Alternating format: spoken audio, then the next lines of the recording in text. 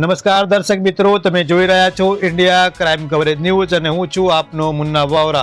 ગુજરાતમાં રાષ્ટ્ર વિરોધી તત્વો સામે એક જોરદાર સઘન અભિયાન શરૂ કરવામાં આવેલ છે।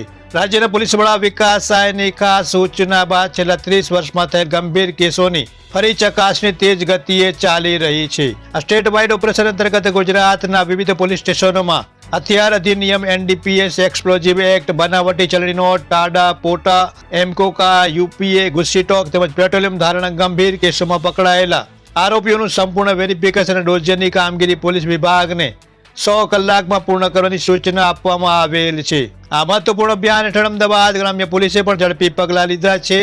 પોલીસ અધિક્ષક ઓમ પ્રકાશ જાટ અને નાયબ પોલીસ અધિક્ષક નીલમ ગોસ્વામીના માર્ગદર્શનમાં સાણંદ વિભાગે ખૂબ જ આયોજનબદ્ધ રીતે કાર્ય કરેલ છે।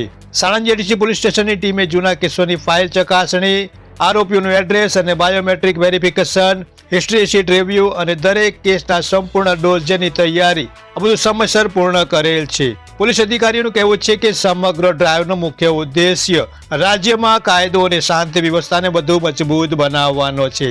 રાષ્ટ્ર વિરોધી અથવા શંકાસ્પદ તત્વો પર સતત અને કડક નજર રાખી શકાય તે માટે આ અભિયાન એક મહત્વપૂર્ણ પગલું માનવામાં આવી રહ્યું છે। સાણંદ જેડીસી પોલીસની કામગીરી પ્રશંસનીય રહી છે અને ઉચ્ચ અધિકારીઓએ તેને નોંધપાત્ર ગણાવી છે। આ અભિયાન આગળ પણ ચાલુ રહેશે અને રાજ્યના તમામ વિસ્તારોમાં આવી જ સઘન કાર્યવાહી હાથ ધરવામાં આવશે। India crime coverage news bureau chief Fazal Khan Pathan સાથે મુન્ના વાવરા, સાણંદ, અમદાવાદ।